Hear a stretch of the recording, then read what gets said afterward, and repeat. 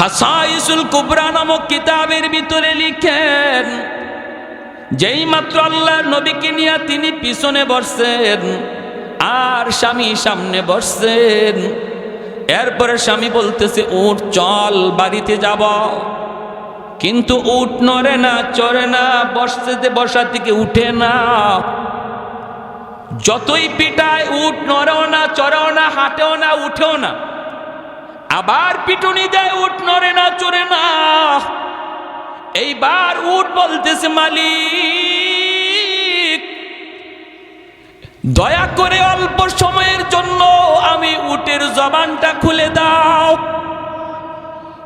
আল্লাহ তুমি আমাকে জবান দেও নাই, জবান দিছো মানুষরে, এজন্য আমি তোমার উপরে নারাজ না, নারাজ না, নারাজ না, কিন্তু অল্প সময়ের জন্য জবানটা খুলে দাও।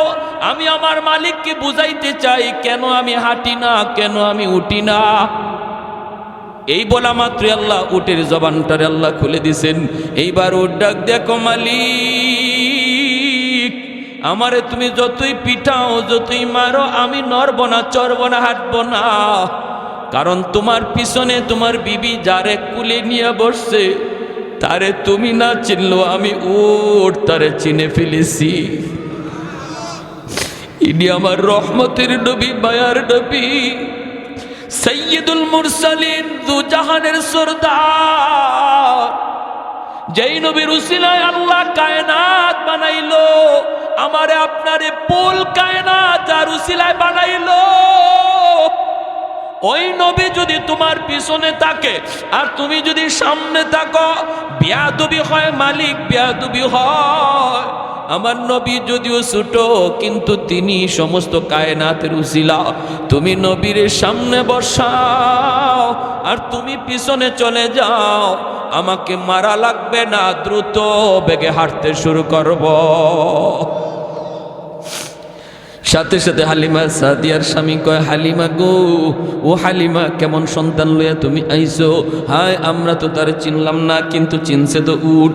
হ্যাঁ সে তো জানতেন কোনো সন্তান নয়। ও হালিমা তুমি তাড়াতাড়ি সামনে বসো। হালিমা সাদিয়া নবীকে কোলে লইয়া সামনে বসছেন।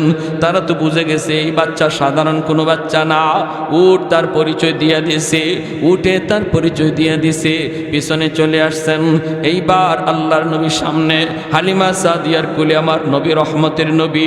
উঠে আবার ডাক দেখো মালিক জীবন ভর আমি উটের লাগাম তোমার হাতে ছিল, আজ যেহেতু আমার পিঠে রহমতের নবী বসা, আমি উটের লাগামটা রহমতের নবীর নরম হাতে ধরা দাও, আমি উট ধন্য হয়ে যাব। আমার মতো কপাল আর কার আছে যে হাজার উটের লাগাম রহমতের নবীর হাতে? আল্লাহ নবীর হাতে উটের লাগামটা ধরানো মাত্রই উট দ্রুত বেগে হাঁটতে শুরু করলো। অল্প সময়ের ভিতরে যায় বান্ধবীদেরকে রাস্তায় ক্রস করে ফেললো। বান্ধবীরা ডাক দেয়া কয়, হালিমা গো, ও হালিমা তোমার এই উট এটা কি নতুন উট না পুরান উট? বলে না এটা পুরানটাই, নতুন না। এত শক্তি আইলো কোত্থেকে, এত তেজ আইলো কোত্থেকে? হালিমা সাদিয়া কয়, জাননি মক্কায় যাবার সময় উটের লাগাম ছিল আমার স্বামীর হাতে, আর এখন উটের লাগাম রহমতের নবীর হাতে। এজন্য শক্তি বরকত আল্লাহ বাড়ায় দিছে, গায়ের মধ্যে আল্লাহ শক্তি বাড়ায় দিছে। এর যুবক এখনো বুঝি তুমি তোমার নবীর চিনলা না? কার জন্য এত আশিক হইছ? কার জন্য তুমি এত আশিক হইছ? যে নবী তোমার জন্য এত আশিক ছিল, নিজে কষ্ট করছে, এরপর আল্লাহর কাছে নিজের জন্য চায় নাই, তোমার আমার জন্য নিজের স্পেশাল চাওয়াটা আল্লাহর নবী হাসরের মাঠে রাইখা দিছে। যেরকম সুবহানাল্লাহ। রওজা শরীফে এখনো শুয়া শুয়া কয়, ইয়া উম্মতি, ইয়া উম্মতি, ইয়া উম্মতি। নবীর কানে যখনই খবর পৌঁছানো হয়, ওগো নবী আপনার উম্মতের যুবকগুলি আজকে খেলা নিয়ামত, রাতকে রাত তারা অমুক দল তমুক দল পাগল, তাদের চেহারা দেখলে আপনার উম্মত বোঝা যায় না, বোঝা যায় না, চেনা যায় না। তখন কি নবী রওজায় শুয়ে শুয়ে তিনি খুশি হন নাকি কষ্ট পান? কষ্ট পান। নবী তখন কান্দে, নবী তখন কান্দে।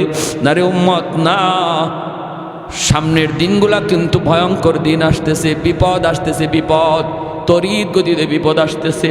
দুশ্মনগুলি অস্ত্র নিয়ে নিয়ে আমাদের দিকে ধাগাইতেছে, ধাওয়াইতেছে, জবাই করার জন্য, মারার জন্য। আর আমারে আপনারে ভুলায় রাখছে খেলাধুলার মধ্যে ফালাইয়া। কয় তুমি ঘুমায় থাকো খেলার ভিতরে পইরা, আর আমি আইতাছি তোমারে জবাই করার জন্য। অতএব যুবক, এখনো সময়, নিজেরে জাগাও, ইমানটারে জাগাও, ঘুম ভাঙ্গাও। এখনের সময় তোমার ঘুম ভাঙ্গাও, নইলে বিপদ থেকে বাঁচার কোনো উপায় আমাদের সামনে। 5 ওয়াক্ত নামাজ পড়া খুব কঠিন কাজ না, সহজ কাজ।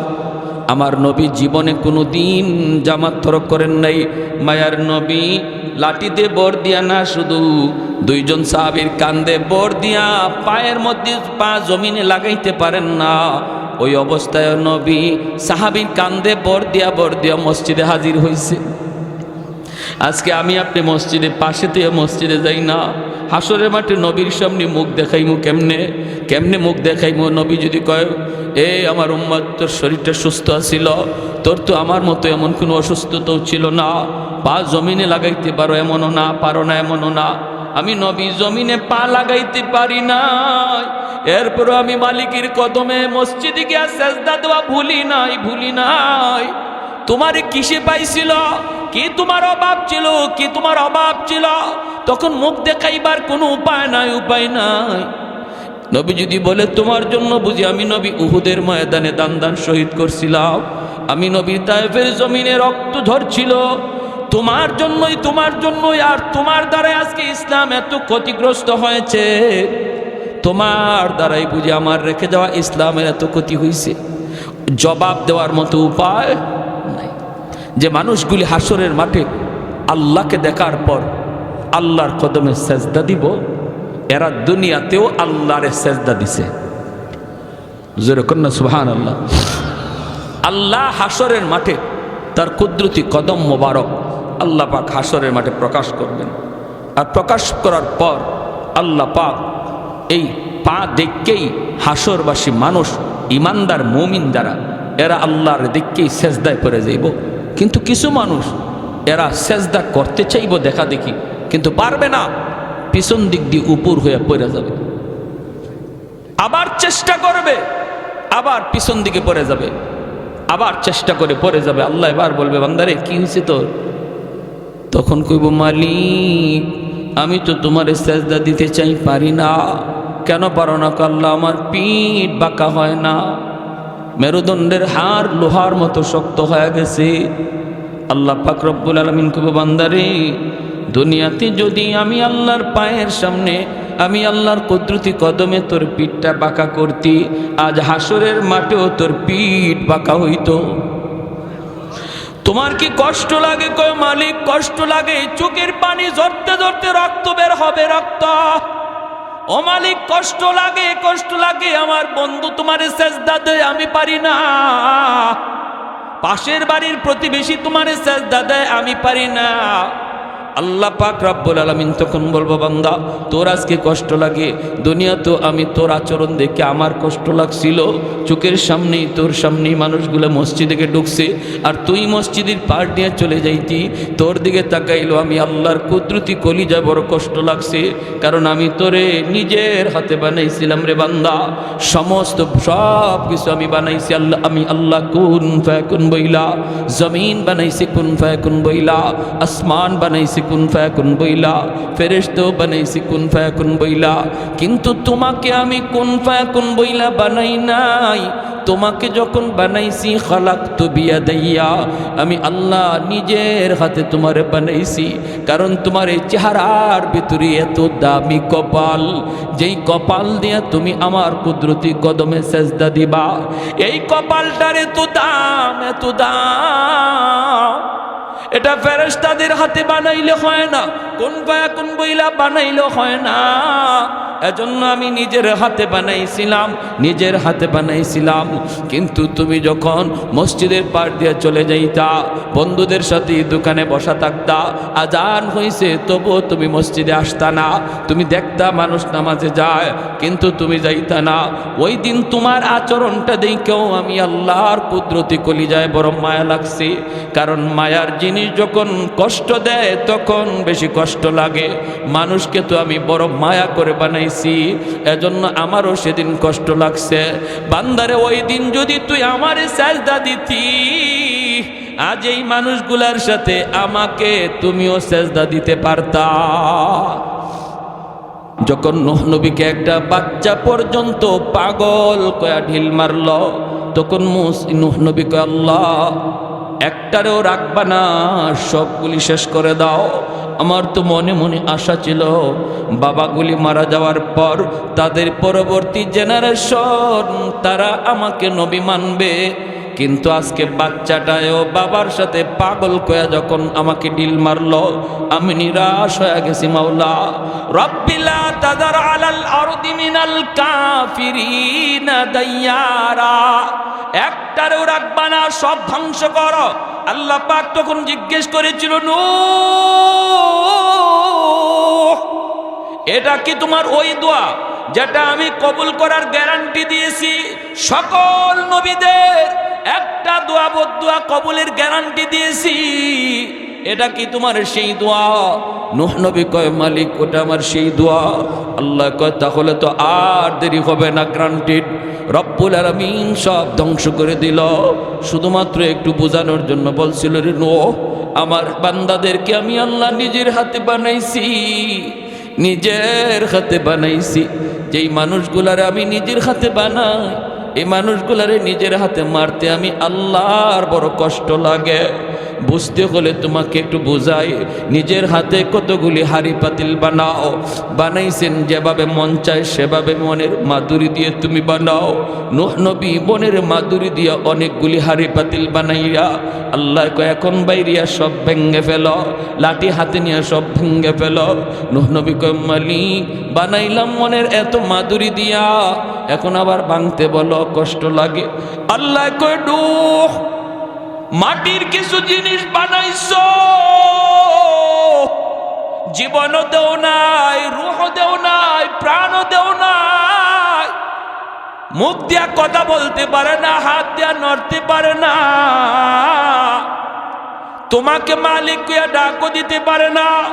কিন্তু যেই মানুষগুলির আমি আল্লাহ মাটি দিয়ে বানানোর পর তাদের রূহ ঢুকাইলাম, হাত দিলাম, পা দিলাম, চোখ দিলাম, জবান দিলাম, আমি আল্লাহকে যেই জবান দিয়া ডাক দে, যে কপালটা দিয়ে আমাকে সেজদা দেওয়ার জন্য কপাল বানাইলাম, ওই মানুষগুলিরে আমি ভাঙতে বুঝি আমি আল্লাহর কষ্ট লাগে না? আমার বুঝি কষ্ট লাগে না?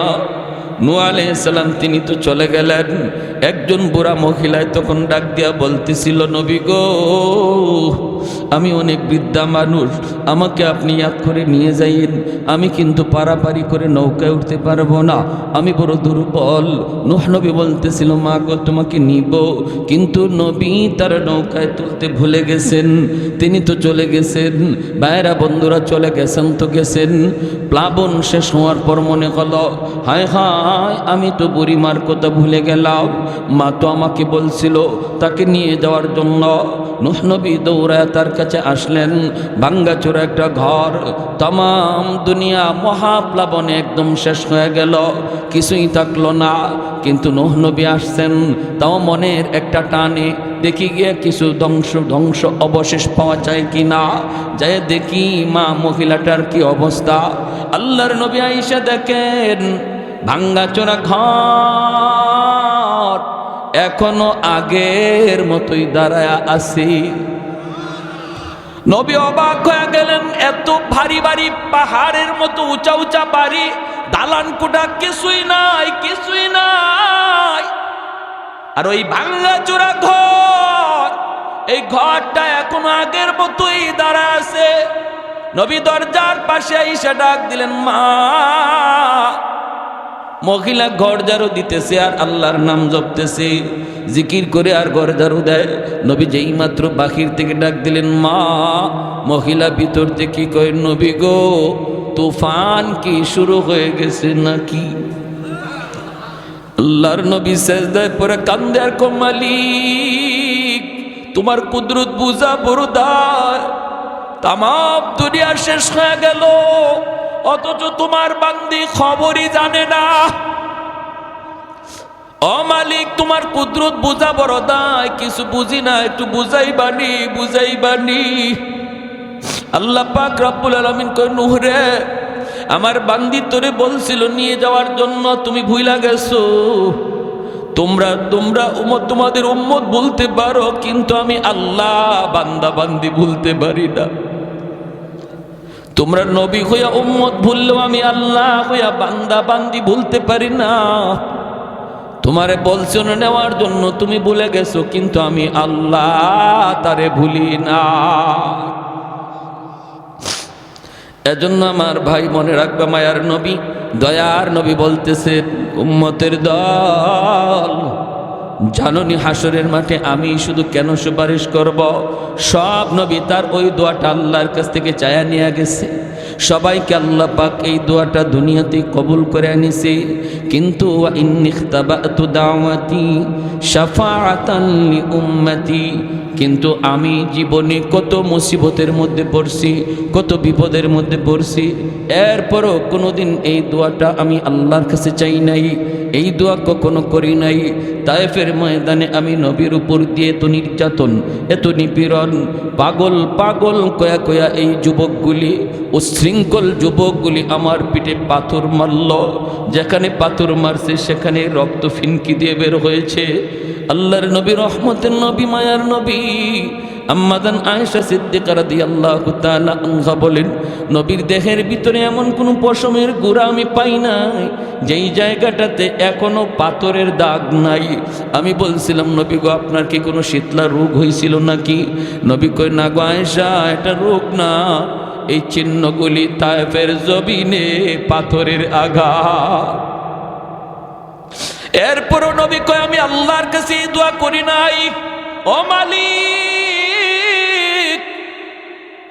যেটা কবুল করার গ্যারান্টি দিছো এটা দিয়ে ওদেরকে ধরো এমন বলি নাই, বরং দুইজন ফেরেশতা ঈসা পাহাড় চাপা দিয়া মারতে চাইলো। এরপরও নবী কয় আল্লাহুম্মা হদি কওমি ফাইন্নাহুম লা ইয়ালামুন, আল্লাহ আমার কওম বুঝে না, আমারে চিনে না, আমারে চিনে না, ওদের পরবর্তী জেনারেশন বাচ্চা কাচ্চা আমারে চিনব। আল্লাহ তুমি যদি শেষ করে দেও তাহলে আমার কথা শুনবো কেডা? আমি কাদের মাঝে দাওয়াতের কাজ করবো, কাদেরকে তোমার কথা শুনাইমু? না মালিক, তুমি এদের উপরে রাগ কইরো না, গুসা কইরো না, ওরা আমাকে চিনে না, কিন্তু ওদের সন্তানগুলি আমি নবীকে চিনব। মায়ার নবী দয়ার নবী কয় আবু জাহেল আমার মাথা থেকে রক্ত ঝরাইছে, 2 বছর 2.5 বছর জেলখানায় বন্দী, পরিবারের সমস্ত সদস্য নিয়া শিয়াবে আবি তালিবের ভিতরে আমার নবী বন্দী। 1 বছর নয়, 2 বছর 2.5 বছর। বাচ্চা কাচ্চাগুলি খানার অভাবে কি খাইবো সারাদিন সারা রাত, নবী বলেন কান্না করছে। আল্লাহর নবীর চাচা আবু তালিব তিনি ঈমান আনেন নাই, কিন্তু ওই শিয়াবে আবি তালিবের কারাগারে আবু তালিব বন্দী। মক্কার মানুষগুলি নবীকে যারা যারা সাপোর্ট করছে নবীর বংশের, ওদের সবাইকে এক করে ফেলছে। বাহির থেকে খানাদানা বন্ধ, পানি আসা বন্ধ, কথা বলা বন্ধ। কয় যারা বন্দী অবস্থায় এরা কারা? বন্দী অবস্থায় মুসলমানও আছে, অমুসলমানও আছে। কারণ যারা অমুসলমান এরা নবীর গায়ে কাউকে হাত তুলতে দেয় না। যেমন নবীর চাচা আবু তালিব ঈমান আনে নাই, কিন্তু বলছে মক্কার কাফির শুন, আমি চাচা আবু তালিব থাকতে বাতিজার গায়ে টাচ করতে পারবা না। এজন্য আবু তালিবের সাথে তার বংশের তার গোষ্ঠীর যেই মানুষগুলা ঈমান আনে নাই কিন্তু নবীকে সাপোর্ট দিছে, নবীর গায়ে হাত তুলতে দেয় নাই, ওই সবগুলি মানুষে একসাথে ওরা বন্দি করে ফেলছে। 2.5 বছর নবী বন্দিখানায়, পরিবারের বাচ্চাগুলি কান্নার রুল, কান্নার আওয়াজে আকাশ বাতাস বাড়ি হয়ে আসছে। মায়ার নবী বলেন, মহিলারা বুকের দুধ খাওয়াবে বাচ্চাকে, খানার অভাবে পানির অভাবে বুকের দুধ শুকায় গেছে। গাছের পাতা খায়া খায় আমি নবী চলছি। তখনও আমি আল্লাহর কাছে ওই দোয়া করি না, আল্লাহ একটা দোয়া কবুলের গ্যারান্টি তুমি দিছো, বিপদ থেকে উদ্ধার করো। এত বড় মুসিবত আমি নবীর উপর দিয়া গেছে, তবু আমি শেষ অস্ত্রটা সারি নাই, এটা রাখছি। ইন্নী খিতাবাতু দাওয়াতি, ইন্নী খিতাবাতু দাওয়াতি, লুকায় রাখছি, আমি কেউরে দেখাই নাই। এই শেষ অস্ত্রটা আমি কাউরে দেখাই নাই, সবচেয়ে পাওয়ারফুল অস্ত্রটা আমি কাউরে দেখাই নাই। কেন দেখাই নাই জানুনি? শাফাআতাল্লি উম্মতি, হাসরের ময়দানে আমার গুনাহগার উম্মতের জন্য ওই দোয়ার উসিলায় সুপারিশ করব। আমার জাহান্নামী উম্মতের জন্য আমি সুপারিশ করব, বিপদগ্রস্ত উম্মতের জন্য আমি সুপারিশ করব। এজন্য আমি এই দোয়াটা সবসময় লুকায় রাখছি। ভাইরা আমার, হাসরের ময়দানে আমার নবী, রহমতের নবী, তিনিও দাঁড়ানো থাকবেন। হযরত আদম আলাইহিস সালামকে আল্লাহ পাক রব্বুল আলামিন অনেক উঁচু একটা দেহ দিবেন, তাল গাছের মতো আদম আলাইহিস সালামকে দেখা যাবে। সুবহানাল্লাহ, জোরে কোন। আদম আলাইহিস সালাম এত উচ্চতার গর্দান হবে, গোটা হাসরের ময়দানটা আদম আলাইহিস সালাম দেখতে পাবেন। আল্লাহর নবী বলেন, হঠাৎ করে বাবা আদম আমাকে ডাক দিবেন, ইয়া আহমদ, ইয়া মুহাম্মদ। আমি ডাক শোনা মাত্রই বাবার সামনে দৌড় দিয়া হাজির। আমি বলবো কেন ডাক দিলেন? তখন আদম আলাইহিস সালাম বলবেন, বাবা মুহাম্মদ, ওই যে দেখো জাহান্নামের গেটের পাশে নিয়ে গেছে একজন মানুষকে, হাত করা পা হাত করা লাগাইয়া, পায়ে বেরি লাগাইয়া। আহমদ, তার দিকে আমি তাকাইছি, তার নমুনায় বোঝা যায় সে তোমার উম্মত। একটু পরে জাহান্নামে ফালায় দিব, যাও। আমি বলতেছি তুমি তাড়াতাড়ি দৌড়ায় যাও, তারে যায় বাঁচাও। আল্লাহর নবী, রহমতের নবী বললেন, বাবা কেমনে বুঝলেন? তিনি বললেন, গুররাম মিনাল আস, গুররাম মুহাজ্জালিনা মিন আসারিল ওযু। আমি দেখতেছি তার ওযুর অঙ্গগুলি চমকাইতেছে, আমি দেখতেছি তার অঙ্গগুলি চমকাইতেছে। হাসরের ময়দানে এই উম্মতের ওযুর অঙ্গগুলি শুধু চমকাবে, আর কোন নবীর উম্মতের অঙ্গ চমকাবে না। এজন্যই চমকানো দেখলেই মানুষ বুঝে ফেলবে ইনি আখিরি নবীর উম্মত। আদম আলাইহিস সালাম বলবে, যাও যাও। আল্লাহর নবী বলেন, আমি সাথে সাথে কোমরের মধ্যে আমার গামছা দিয়ে একটা বান দিব জোরে দৌড় দেওয়ার জন্য। নবী বলেন, আমি দৌড় দেওয়ার জন্য প্রস্তুতি নেব, এমন জোরে একটা দৌড় দিব ফেরেশতাদের সাথে আমি পারতেছি না, ওরা তো নিয়ে যাইতেছে। পিছন থেকে ডাকতেছি আর দৌড়াইতেছি, ফেরেশতারা থাম থাম থাম, আমার একটু দেখায় নাও। আমি দৌড়তেছি, দৌড় দিতে যাই, আমি মাঝে মাঝে পইরা যাই, সেখান থেকে আবার উঠে আবার দৌড় দিই। ফেরেশতারা আমার কথায় তারা কান দেয় না। একজনকে আল্লাহর নির্দেশ, তারে তাড়াতাড়ি জাহান্নামে লয়ে যাইতাম, আল্লাহর কথার অমান্য করতে পারবো না। মায়ার নবী আবার পিছনে দৌড়াইতেছেন আর ডাকতেছেন, ফেরেশতারা ডাক শোনে না। এক পর্যায়ে আল্লাহর নবী নিরাশ হয়ে গেছেন, নবী বসে গেছেন, আর বুঝি বাঁচাইতে পারলাম না। আসমানের দিকে হাতটা উঠাই আল্লাহর নবী চোখের পানি জড়ায়, আল্লাহ তুমি না বলছিল হাসরের ময়দানে আমারে কান্দাইবা না, আমি যা চাইমু তুমি তা দেবা। আল্লাহ তোমার ফেরেশতারা আমার ডাক শুনে না, তোমার ফেরেশতারা আমার কথা শুনে না গো মালিক।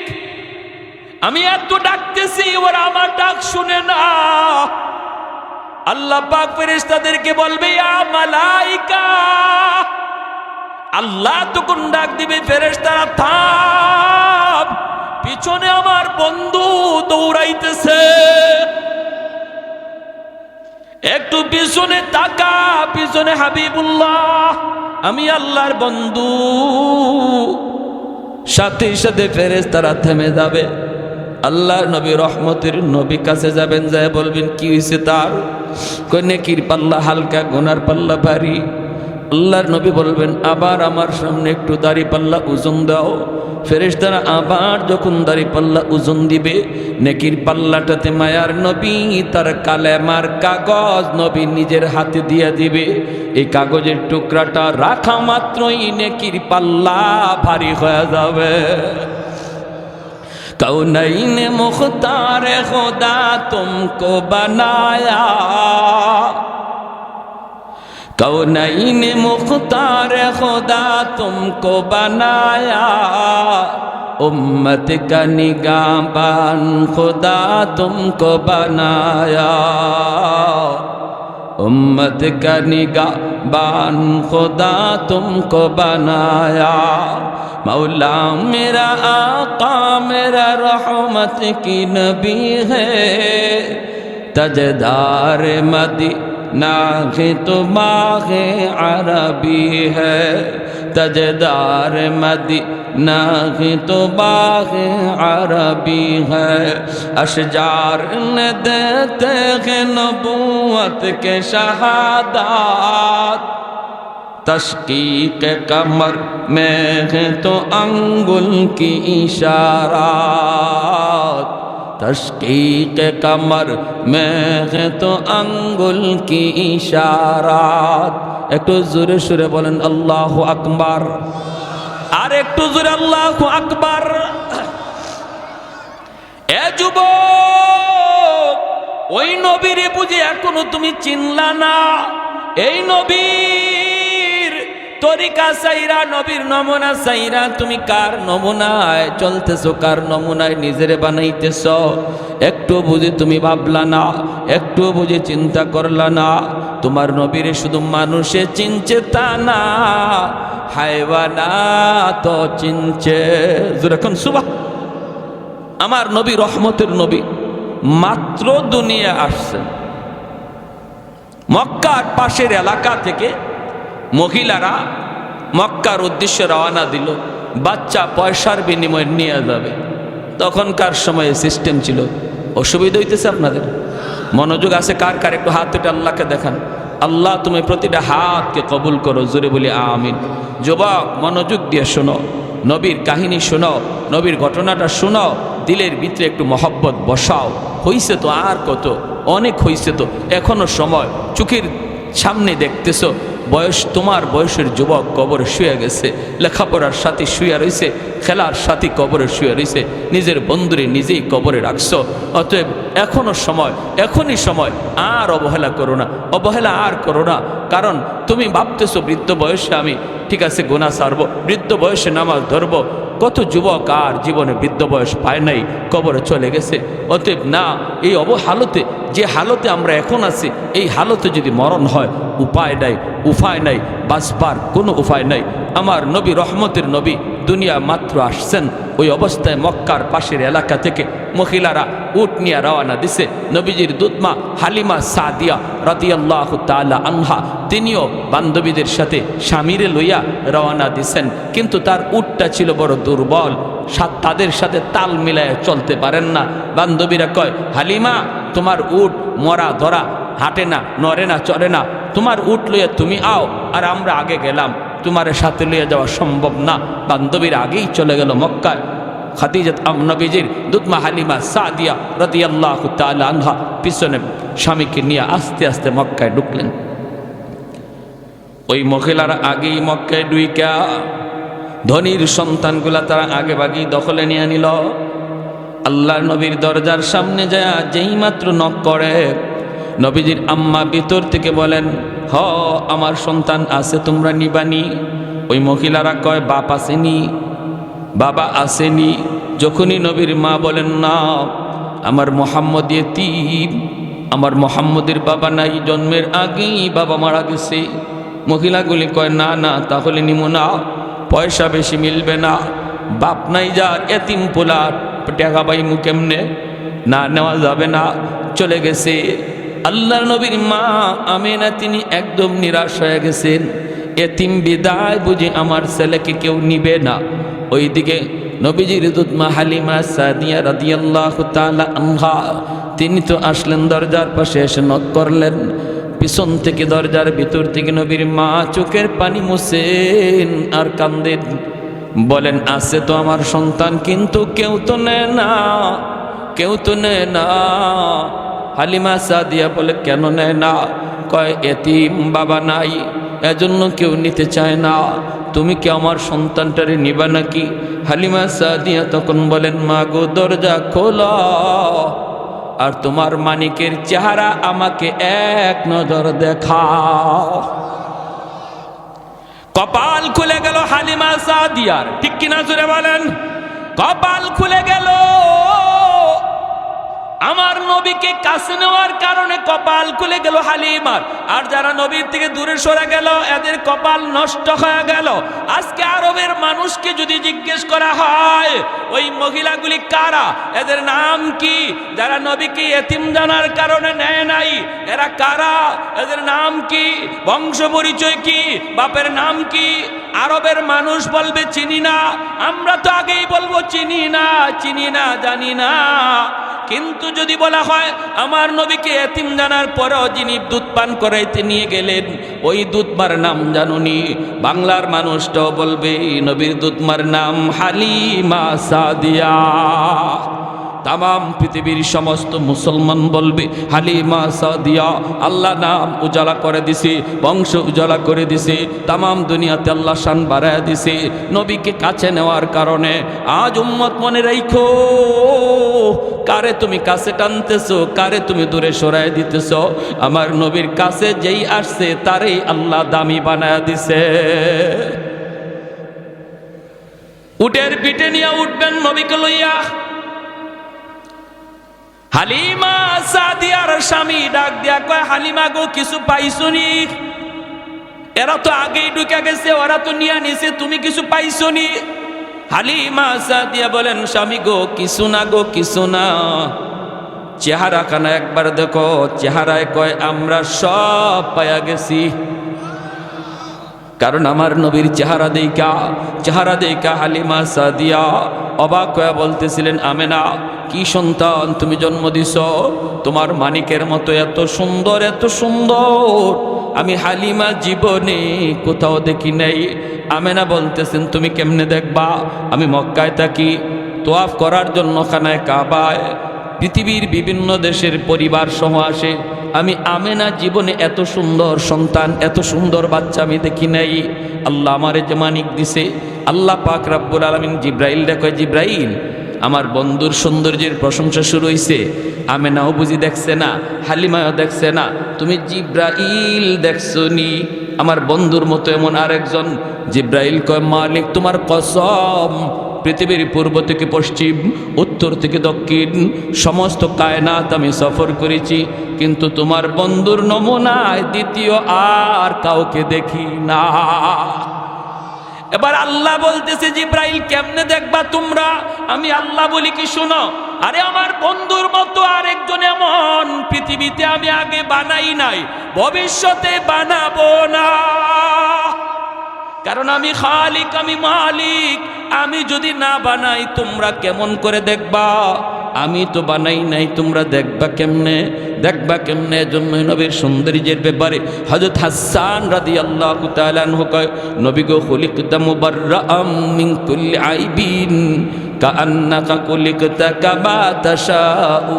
ওগো নবী, আপনার দিকে তাকাইলে মনে হয় আল্লাহ আপনাকে যখন বানায় তখন আল্লাহ সর্বদা আপনারে জিগায়া জিগায়া আপনার পরামর্শ নিয়া নিয়ে আপনারে বানাইছে।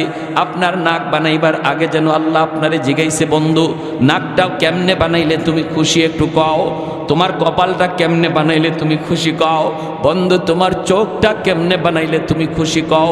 ওগো নবী, আপনার নাক মুখ চোখের দিকে তাকাইলে মনে হয় আপনি যেভাবে আল্লাহরে কইছেন আল্লাহ ওইভাবে আপনারে বানাইছে। সুবহানাল্লাহ, সুবহানাল্লাহ।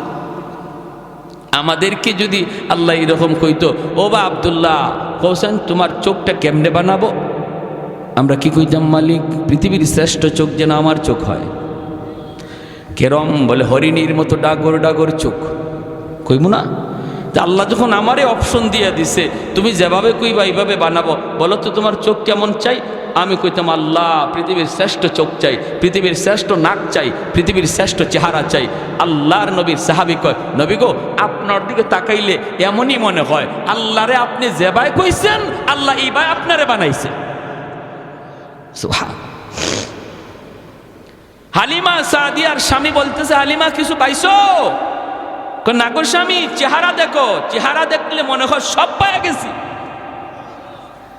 আল্লাহর নবীকে নিয়ে এইবার হালিমা সাদিয়া উটের পিছনে বসলেন, আর হালিমা সাদিয়ার স্বামী সামনে বসলেন, কারণ ইনি উট চালাবে। খাসাইসুল কুবরা নামক কিতাবের ভিতরে লিখেন, যেই মাত্র আল্লাহর নবীকে নিয়ে তিনি পিছনে বসছেন আর স্বামী সামনে বসছেন, এরপরে স্বামী বলতেছে উট চল বাড়িতে যাব, কিন্তু উট নড়ে না, চড়ে না, বসা থেকে উঠে না। যতই পিটায় উট নড়েও না, চড়েও না, হাঁটেও না, উঠেও না। আবার পিটুনি দেয়, উট নড়ে না, চড়ে না। এইবার উট বলতেছে মালিক দয়া করে অল্প সময়ের জন্য আমি উটের জবানটা খুলে দাও। আল্লাহ তুমি আমাকে জবান দেও নাই, জবান দিছো মানুষরে, এজন্য আমি তোমার উপরে নারাজ না, নারাজ না, নারাজ না, কিন্তু অল্প সময়ের জন্য জবানটা খুলে দাও। আমি আমার মালিককে বুঝাইতে চাই কেন আমি হাঁটি না, কেন আমি উঠি না। এই বলা মাত্র আল্লাহ উটের জবানটারে আল্লাহ খুলে দিছেন।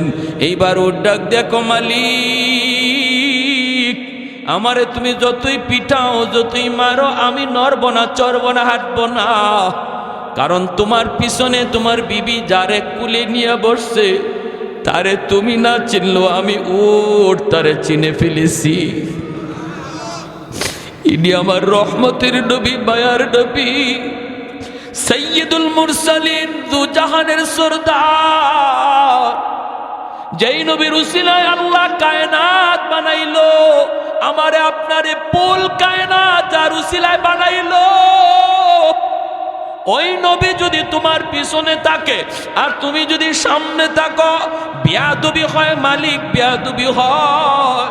আমার নবী যদিও ছোট, কিন্তু তিনি সমস্ত কায়নাতের উসিলা। তুমি নবীর সামনে বসাও আর তুমি পিছনে চলে যাও, আমাকে মারা লাগবে না, দ্রুত বেগে হাঁটতে শুরু করব। সাথে সাথে হালিমা সাদিয়ার স্বামী কয়, হালিমা গো, ও হালিমা, কেমন সন্তান লইয়া তুমি আইছো? হায় আমরা তো তার চিনলাম না, কিন্তু চিনছে তো উট। হ্যাঁ, সে তো জানতেন কোনো সন্তান নয়। ও হালিমা, তুমি তাড়াতাড়ি সামনে বসো। হালিমা সাদিয়া নবীকে কোলে লইয়া সামনে বসছেন। তারা তো বুঝে গেছে এই বাচ্চা সাধারণ কোনো বাচ্চা না, উট তার পরিচয় দিয়ে দিয়েছে, উঠে তার পরিচয় দিয়ে দিছে, পিছনে চলে আসছেন। এইবার আল্লাহর নবী সামনে, হালিমা সাদিয়ার কোলে আমার নবী, রহমতের নবী, উঠে আবার ডাক, দেখো মালিক, জীবন ভর আমি উটের লাগাম তোমার হাতে ছিল, আজ যেহেতু আমার পিঠে রহমতের নবী বসা, আমি উটের লাগামটা রহমতের নবীর নরম হাতে ধরা দাও, আমি উট ধন্য হয়ে যাব। আমার মতো কপাল আর কার আছে যে যার উটের লাগাম রহমতের নবীর হাতে? আল্লাহ নবীর হাতে উটের লাগামটা ধরানো মাত্রই উট দ্রুত বেগে হাঁটতে শুরু করলো। অল্প সময়ের ভিতরে যায় বান্ধবীদেরকে রাস্তায় ক্রস করে ফেললো। বান্ধবীরা ডাক দেয়া কয়, হালিমা গো, ও হালিমা, তোমার এই উট এটা কি নতুন উট না পুরান উট? বলে না, এটা পুরানটাই, নতুন না। এত শক্তি আইলো কোত্থেকে, এত তেজ আইলো কোত্থেকে? হালিমা সাদিয়া কয়, জাননি, মক্কায় যাবার সময় উটের লাগাম ছিল আমার স্বামীর হাতে, আর এখন উটের লাগাম রহমতের নবীর হাতে। এজন্য শক্তি বরকত আল্লাহ বাড়ায় দিছি, গায়ের মধ্যে আল্লাহ শক্তি বাড়ায় দিছি। এর যুবক, এখনো বুঝি তুমি তোমার নবীর চিনলা না? কার জন্য এত আশিক হইছ? কার জন্য তুমি এত আশিক হইছ? যে নবী তোমার জন্য এত আশিক ছিল, নিজে কষ্ট করছে, এরপর আল্লাহর কাছে নিজের জন্য চায় নাই, তোমার আমার জন্য নিজের স্পেশাল চাওয়াটা আল্লাহর নবী হাসরের মাঠে রাইখা দিছে। যেরকম সুবহানাল্লাহ। রওজা শরীফে এখনো শুয়া শুয়া কয়, ইয়া উম্মতি ইয়া উম্মতি ইয়া উম্মতি। নবীর কানে যখনই খবর পৌঁছানো হয়, ওগো নবী আপনার উম্মতের যুবকগুলি আজকে খেলা নিয়ামত, রাতকে রাত তারা অমুক দল তমুক দল পাগল, তাদের চেহারা দেখলে আপনার উম্মত বোঝা যায় না, বোঝা যায় না, চিনা যায় না। তখন কি নবী রওজায় শুয়ে শুয়ে তিনি খুশি হন নাকি কষ্ট পান? কষ্ট পান। নবী তখন কান্দে, নবী তখন কান্দে। না রে উম্মত, না, সামনের দিনগুলা কিন্তু ভয়ঙ্কর দিন আসতেছে, বিপদ আসতেছে, বিপদ তড়িৎ গতিতে বিপদ আসতেছে। দুশ্মনগুলি অস্ত্র নিয়ে নিয়ে আমাদের দিকে ধাগাইতেছে, ধাওয়াইতেছে, জবাই করার জন্য, মারার জন্য। আর আমারে আপনারে ভুলায় রাখছে খেলাধুলার মধ্যে ফালাইয়া। কয় তুমি ঘুমায় থাকো খেলার ভিতরে পইরা, আর আমি আইতাছি তোমারে জবাই করার জন্য। অতএব যুবক, এখনো সময়, নিজেরে জাগাও, ইমানটারে জাগাও, ঘুম ভাঙ্গাও। এখনই সময় তোমার ঘুম ভাঙ্গাও, নইলে বিপদ থেকে বাঁচার কোনো উপায় আমাদের সামনে। 5 ওয়াক্ত নামাজ পড়া খুব কঠিন কাজ না, সহজ কাজ। আমার নবী জীবনে কোনো দিন জামাত তরক করেন নাই। মায়ার নবী লাঠিতে বর দিয়া না, শুধু 2 জন সাহাবীর কান্দে বর দিয়া পায়ের মধ্যে পা জমিনে লাগাইতে পারেন না। ওই অবস্থায় নবী সাহাবীর কান্দে বর দিয়া মসজিদে হাজির হয়েছে। আজকে আমি আপনি মসজিদে পাশে দিয়ে মসজিদে যাই না, হাসরের মাঠে নবীর সামনে মুখ দেখাইমু কেমনে মুখ দেখাইমু? নবী যদি কয়, এ আমার উম্মত, তোর শরীরটা সুস্থ আছিল, তোর তো আমার মতো এমন কোনো অসুস্থতাও ছিল না, পা জমিনে লাগাইতে পারো এমনও না, পারো না এমনও না। আমি নবী জমিনে পা লাগাইতে পারি না, এরপরও আমি মালিকের কদমে মসজিদে গিয়া সেজদা দেওয়া ভুলি নাই। তোমারে কিসে পাইছিল? কি তোমার অভাব ছিল? তখন মুখ দেখাইবার কোনো উপায় নাই। নবী যদি বলে তোমার জন্য বুঝি আমি নবী উহুদের ময়দানে দান শহীদ করছিলাম, আমি নবী তায়েফের জমিনে রক্ত ঝরছিল, তোমার জন্যই, আর তোমার দ্বারাই আজকে ইসলাম এত ক্ষতিগ্রস্ত হয়েছে, তোমার দ্বারাই বুঝি আমার রেখে যাওয়া ইসলামের এত ক্ষতি হয়েছে। জবাব দেওয়ার মতো উপায় নাই। যে মানুষগুলি হাসরের মাঠে আল্লাহকে দেখার পর আল্লাহর কদমে সেজদা দিব, এরা দুনিয়াতেও আল্লাহরে সেজদা দিছে। যেরকম না সুবহানাল্লাহ। আল্লাহ হাসরের মাঠে তার কুদরতি কদম মোবারক আল্লাহ পাক হাসরের মাঠে প্রকাশ করবেন। আর প্রকাশ করার পর আল্লাহ পাক এই পা দেখকেই হাসরবাসী মানুষ, ইমানদার মুমিন দ্বারা, এরা আল্লাহর দেখকেই সেজদায় পড়ে যাইব। কিন্তু কিছু মানুষ এরা সেজদা করতে চাইব দেখা দেখি, কিন্তু পারবে না, পিছন দিক দিয়ে উপর হয়ে পড়ে যাবে। আবার চেষ্টা করবে, আবার পিছন দিকে পড়ে যাবে, আবার চেষ্টা করে পড়ে যাবে। আল্লাহ এবার বলবে, বান্দারে কি হয়েছে তোর? তখন কইব, মালিক আমি তো তোমার সেজদা দিতে চাই, পারি না। কেন পারো না? আল্লাহ আমার পিঠ বাঁকা হয় না, মেরুদণ্ডের হাড় লোহার মতো শক্ত হয়ে গেছে। আল্লাহ পাক রব্বুল আলামিন কইব, বান্দারে দুনিয়াতে যদি আমি আল্লাহর পায়ের সামনে, আমি আল্লাহর কুদরতি কদমে তোর পিঠটা বাঁকা করতি, আজ হাসরের মাঠেও তোর পিঠ বাঁকা হইতো।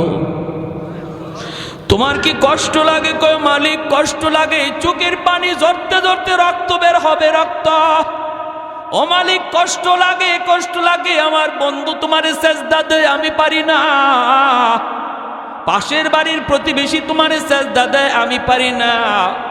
আল্লাহ পাক রব্বুল আলামিন তখন বলবো, বান্দা তোর আজকে কষ্ট লাগে, দুনিয়া তো আমি তোর আচরণ দেখে আমার কষ্ট লাগছিল, চোখের সামনেই তোর সামনেই মানুষগুলো মসজিদে ঢুকছে আর তুই মসজিদের পাড় নিয়ে চলে যাইতি, তোর দিকে তাকাইলো আমি আল্লাহর কুদরতি কলিজা, বড় কষ্ট লাগছে, কারণ আমি তোরে নিজের হাতে বানাইছিলাম রে বান্দা, সমস্ত সব কিছু আমি বানাইছি আল্লাহ, আমি আল্লাহ কুন ফায়াকুন বইলা, জমিন বানাইছি কুন ফায়াকুন বইলা, আসমান বানাইছি কুন ফায়াকুন বইলা, ফেরেশতা বানাইছি কুন ফায়াকুন বইলা, কিন্তু তোমাকে আমি কুন ফায়াকুন বইলা বানাই নাই, তোমাকে যখন বানাইছি খালাকতু বিয়াদাইয়া, আমি আল্লাহ নিজের হাতে তোমারে বানাইছি, কারণ তোমার এই চেহারার ভিতরে এত দামি কপাল, যেই কপাল দিয়া তুমি আমার কুদরতি কদমে সেজদা দিবা, এই কপালটার এত দাম, এত দাম, এটা ফেরেশতাদের হাতে বানাইলে হয় না,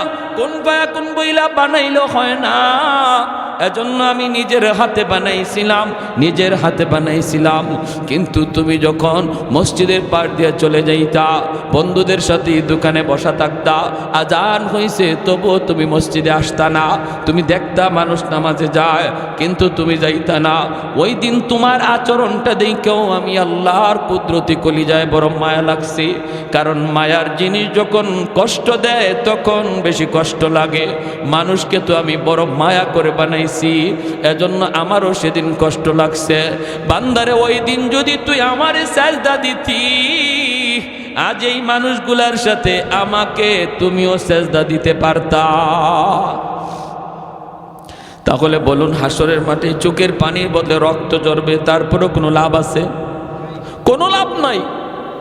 এখন যদি বুঝি, এই কথাটা যদি বুঝি তাহলে এখন লাভ, আর এখন না বুঝা হাসরের মাঠে চোখের পানি ফালাইতে ফালাইতে রক্ত বের হবে, এরপরও বিন্দু পরিমাণ লাভ নাই। আল্লাহ বলবেন খুযুহু ফাগুল্লুহু সুম্মাল জাহিমা সাল্লুহু, ওরে 70 গজ জিঞ্জির দিয়া বাঁধো।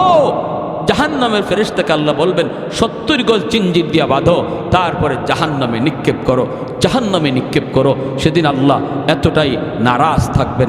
প্যারে হাদিরিন, এজন্য এখনই তওবা করার সময়, আল্লাহ যা করছি ভুল করছি, মালিক আর ভুল করবো না, আর ভুল করবো না, এই কথা বলে আল্লাহর কাছে কান্দাকাটি করা, আর মসজিদে ঠিক মতো নামাজটা আদায় করা। আর যুবক, তোমার হাতে ধরে পায়ে ধরে বলি, তোমার হাতে ধরে পায়ে ধরে বলি, আমোদ ফুর্তি বিনোদন করবা, ইসলামে অনুমতি আছে, কিন্তু যেটা না জায়েজ, যেটা হারাম, এই বিনোদন করা যাবে না, এর ধারে কাছেও যাবে না।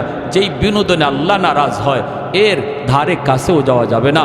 আল্লাহকে আপন ভাবো, আল্লাহকে আপন ভাবো। হ্যাঁ, ভুলবশত যদি একটা ভুল হয়ে যায়, সাথে সাথে অনুতপ্ত হও, আল্লাহর কাছে লজ্জিত হও, আল্লাহ আমি একটা অন্যায় করে ফেলছি, আল্লাহ এটা আমার করা ঠিক ছিল না, আল্লাহ তুমি মাফ করো। তাহলে আল্লাহ খুশি হয়ে যাবে।